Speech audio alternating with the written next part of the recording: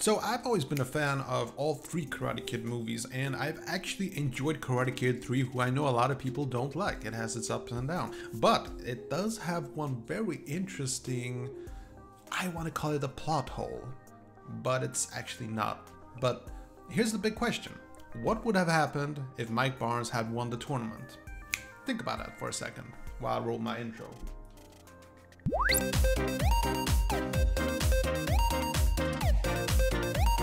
What's up, boys and girls? This is Vin Jimfe. Hope you're having a smashing day. And if not, hopefully this channel will turn things around. If it's your first time, don't forget to hit that like button and subscribe so you don't miss my upcoming videos. And for the rest of you, thank you for joining me once again. So, today I wanted to talk about Karate Kid 3. And this is something I've actually thought about for a couple of years.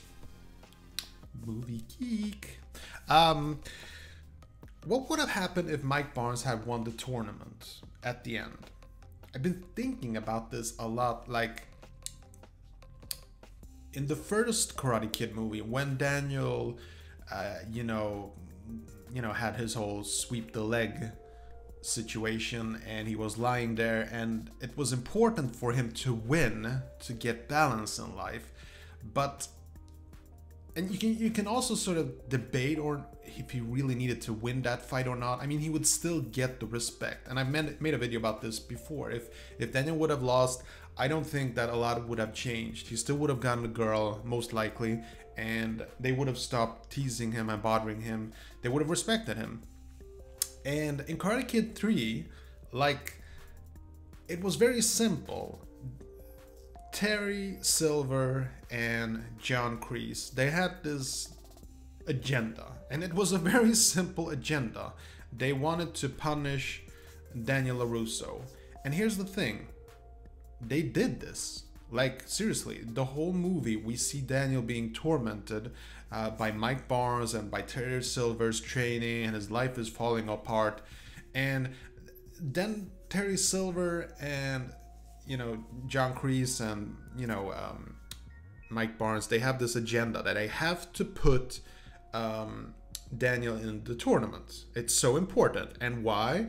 Because they want to torment him and then beat him. And guess what? They did torment him. So they did that too. That's check box 2. The only thing they didn't do is win. But I've been thinking about this. What would have mattered if he had won? Obviously, Daniel and Miyagi really didn't care. It wasn't a matter of balance because they knew that the moment Mike Barnes would have won, he just would have walked away. That was all he ever wanted. He wanted to win the tournament. Like, seriously, Daniel could have just stood there and go like, okay, hit me. Yeah, I'll take it. I'll have a shot of vodka later or something. Just hit me and take the trophy. I don't care. Like, that would have been the easiest way to actually just stand there while Mike Barnes take the point. Like, he really did have to do anything. So it's not that it's a plot hole. I just think that, and I think this is a problem that a lot of people have with Karate Kid Part 3. There isn't too much at stake.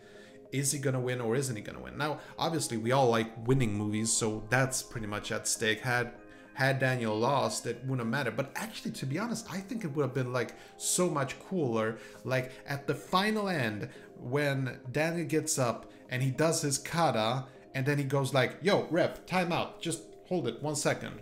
Terry Silver, hello. Oh, hi. I didn't see you there. Mike Barnes, yeah, yeah, oh, yeah, obviously you guys know each other. John Kreese, Mike Barnes, yeah, you know each other. Okay, cool. So guys, me and Mr. Miyagi, we've been sort of thinking about things, and we're like, we forfeit. You can have the title. What are you gonna do? Force us to forfeit in the next year's tournament? Like, we don't care. You did what you came here to do. You wanted to humiliate us? You did. So, what are you gonna do? See what I'm saying? Like, there really isn't. That would have been a cooler ending, and then he just would have left, and Mike Barnes would be like, "I'm the winner. I won the trophy," and Daniel would be like, "So I have one too." It's like, it's not a big deal. So that would have been a cooler ending, I think. If they just would have really kept to the original theme of the beginning, like it's just the plastic trophy, because that is what it is. In fact, you know, it is made of plastic, and Daniel already has one. He doesn't need a second one. So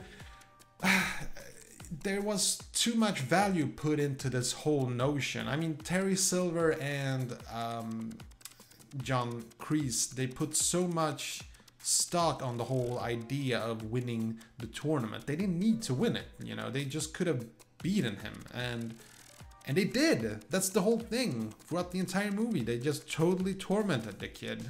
So winning the tournament itself, it wasn't a big deal, but somehow when Daniel won the tournament, he defeated them, and it really shouldn't have mattered that much, because so what? I mean, Terry Silver and John Kreese, they can't be that big of, you know, losers that they just react on that sort of thing. But apparently they are. And obviously, we saw in Cobra Kai, the series, that something went just haywire on the whole Cobra Kai dojo franchise. Because if you remember, it was actually in a franchise. Cobra Kai's all over the valley. And now there weren't any. Sort of, that's basically what we take from it. So it's interesting. It's interesting. And again, it's not a plot hole, it's just something that I've been thinking about. Like, it's not a really big deal, but you know, I don't know. What do you think? It would be cool to know what you think about the whole thing. Okay, that was it. Hope you enjoyed this video. And if you did, see that like button, smash it. And I got some freakishly awesome videos coming up. Better subscribe so you don't miss a beat. I'll see you later. Peace.